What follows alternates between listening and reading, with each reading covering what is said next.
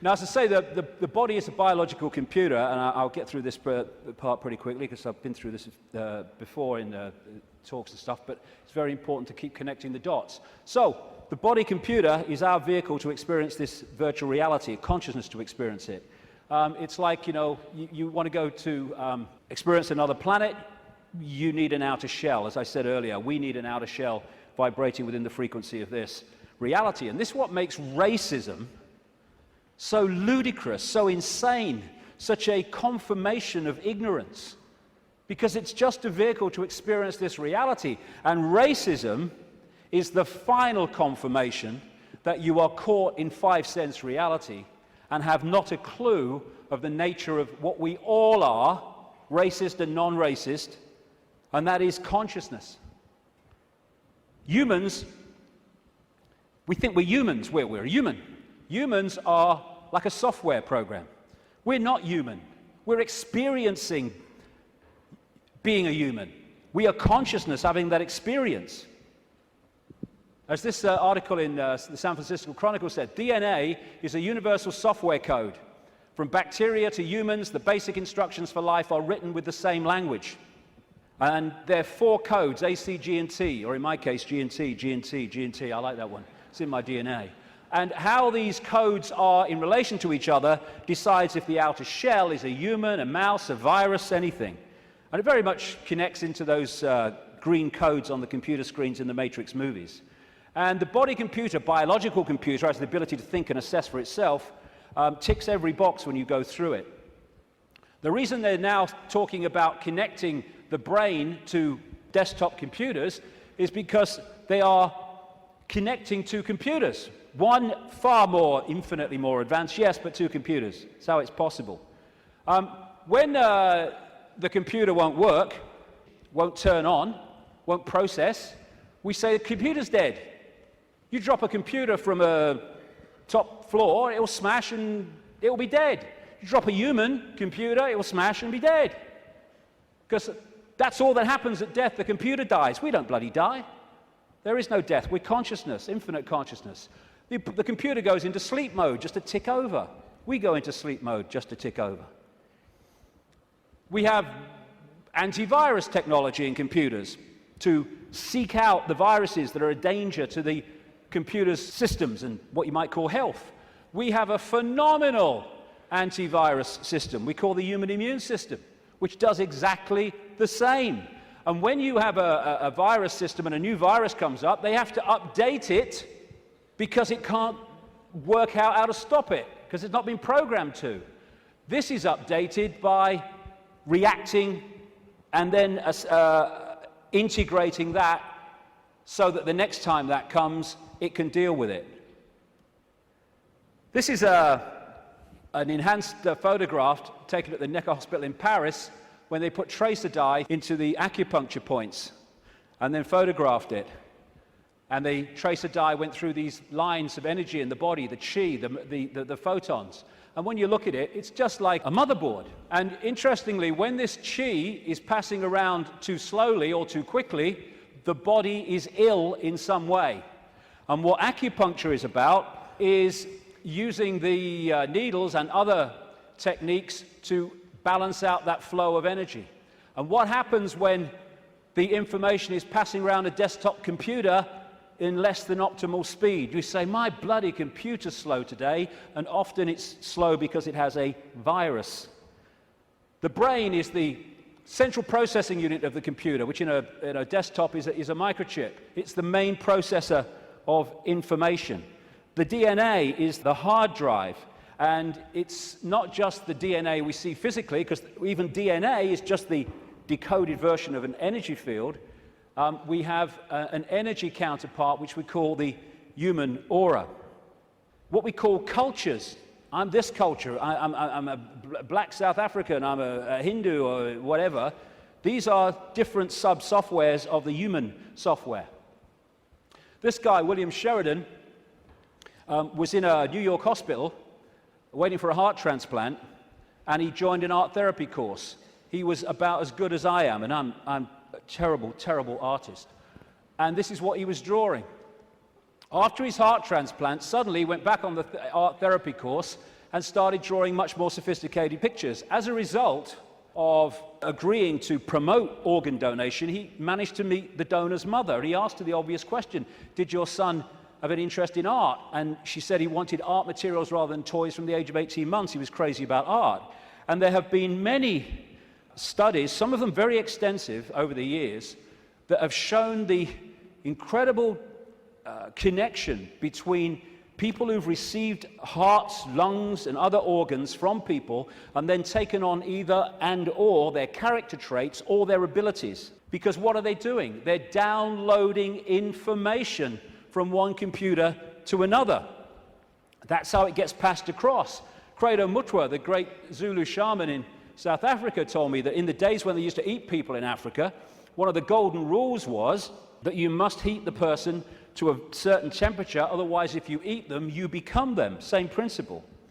We are led to believe that what identifies us with the body and what identifies us with the body being us is whether we're a man or a woman. Again, being a man or a woman is not what we are, it's the experience that we're having. How can we be a man and a woman, or how can that be what we are, when you can change from a man to a woman through chemical intervention? It's changing the nature of the computer through chemical intervention. Freaky the chicken, who was in the papers a few years ago, started out life as a hen, laying eggs, then had a massive, for some reason, explosion of testosterone and became a cockerel. Started chasing the chickens, the hens, and crowing at dawn, grew a comb. How can male or female be what we are when that can happen? It's an experience for consciousness which is neither male or female because it's all possibility. This is from the BBC website. Scientists have been able to take control of flies' brains to make females behave just like males. Researchers genetically modified the insects so that a group of brain cells that control sexual behavior could be switched on by a pulse of light. The team was able to get female fruit flies to produce a courtship song behavior usually only seen in males. Just so you manipulate the computer. Why do birds suddenly start singing together when the sun comes up? I mean, is there someone with a bat on? Go! Why did Freaky the chicken start crowing at dawn when the testosterone came in? It's a program. It's the same with emotions, where we think the emotions of who we are. But you can fundamentally change your emotional state through drugs, through chemicals, through things like mercury. Mercury in fillings can change your personality. Can change your personality by drinking the shite in food and drink, these chemical cocktails. That's what's happening to so many kids. How can even emotions, as we know them, be what we are, when chemicals can change the emotions that we have? It's to do with the way we decode reality. And we are receiver-transmitters of information. Like we're taking from the worldwide cosmic web and we're adding to it. And how interesting and appropriate that one of the great ways or great means of receiving and transmitting is through crystals, quartz crystals. And it turns out the human body is a gigantic liquid quartz crystal. The membrane of every cell, and we have trillions of them, is a quartz crystal, a liquid crystal. The earth is a gigantic crystal. Every grain of sand, for goodness sake, is a crystal. And the earth, too, is receiving and transmitting information within this cosmic web.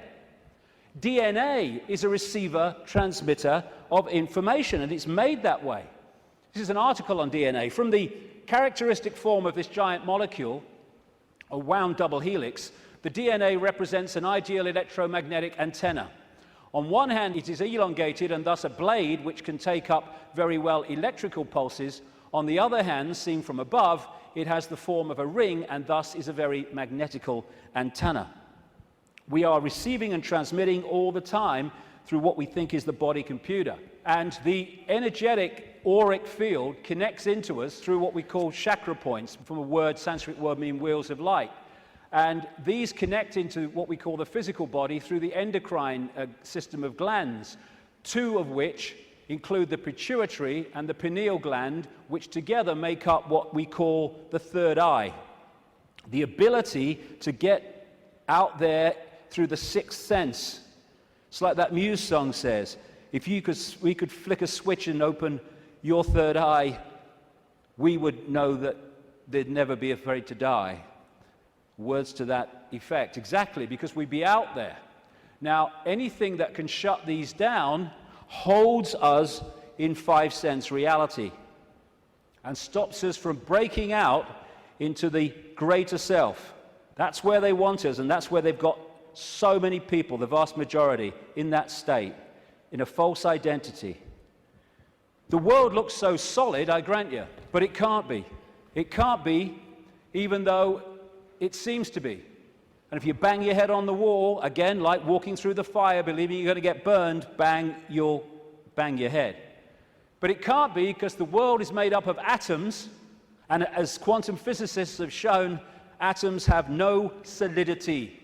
How can something which is basically empty space make up a solid world? It can't.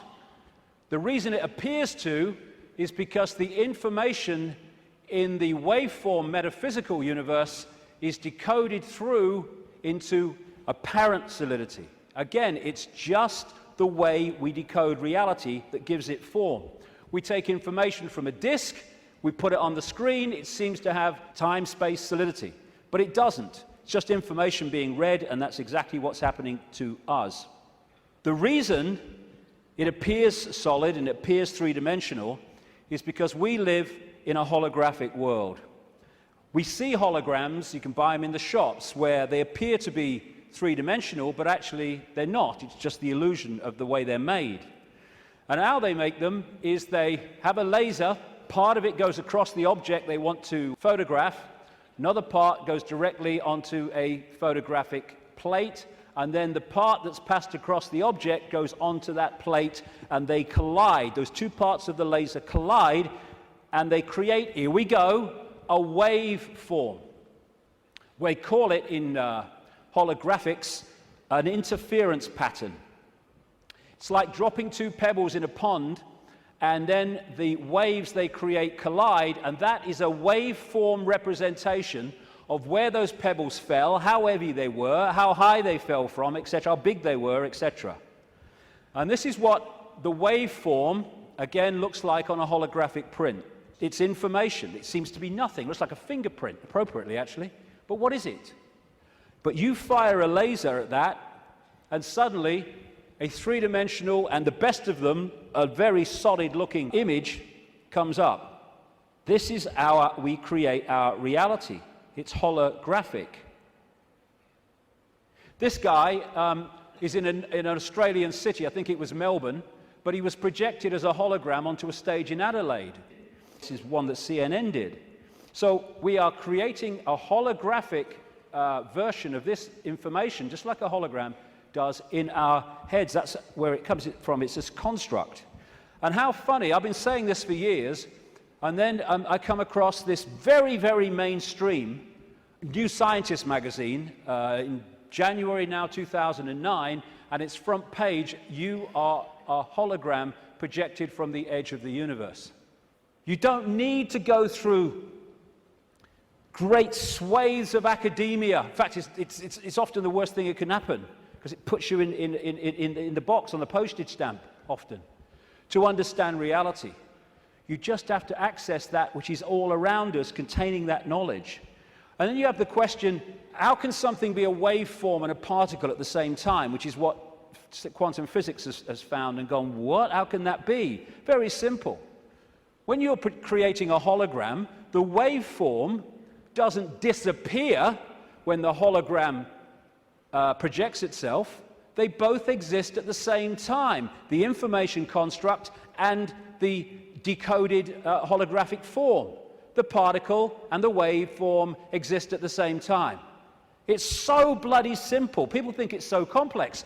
One of the great things about a hologram is that every part of the hologram is a smaller version of the whole. So if you cut a holographic print into four and put a laser onto the four pieces, you don't get a quarter-size version of the whole picture, or a quarter-size part of the whole picture. You get a quarter-size version of the entire picture.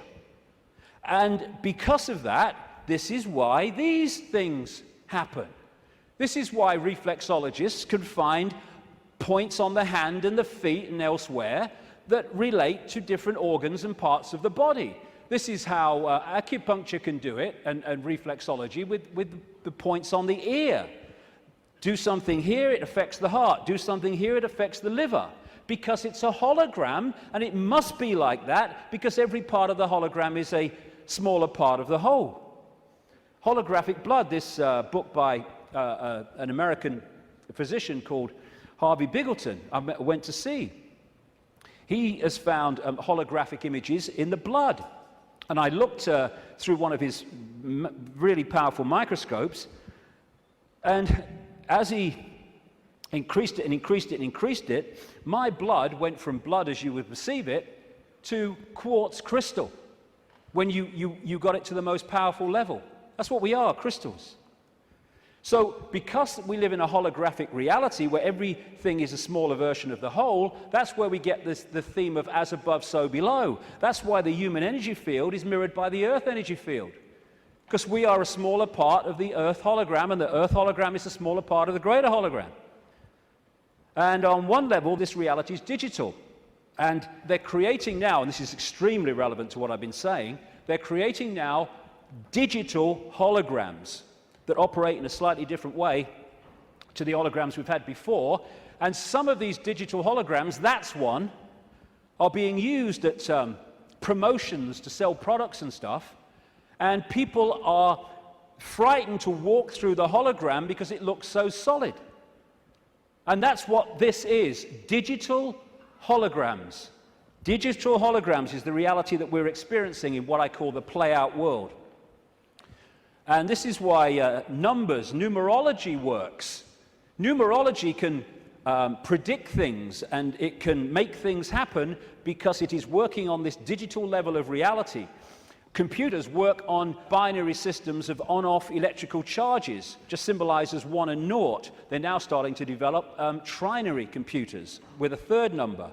And the human brain works how? On binary and trinary on-off, etc. electrical charges. And of course the A, C, G, and T codes of the DNA all connect into this. So while in the Matrix movies we saw the projection of beyond the physical world, it was a digital world, so is ours. That's exactly what it is. And like I say, scientists are not sussing any of this stuff in terms of the mainstream because they focus on their own discipline, their own individual dot, and they don't connect the dots, and therefore they can't see the picture. I watched a program the other day. It was a mainstream science program, and it asked the question for at least an hour. I think it was an hour. What's the biggest number? And they were going to these bloody numbers that went on and on and on and on, disappearing up there, trying to work it out. Well, I'll tell you the biggest number. That's the biggest number, infinity. There is no biggest number. There is only all possibility. And numbers are the digital level of this reality, and because of that, numbers represent vibrational states. As a result of that, you can manipulate reality through numbers and numerology, because you're manipulating that level of the decoded construct. So what does all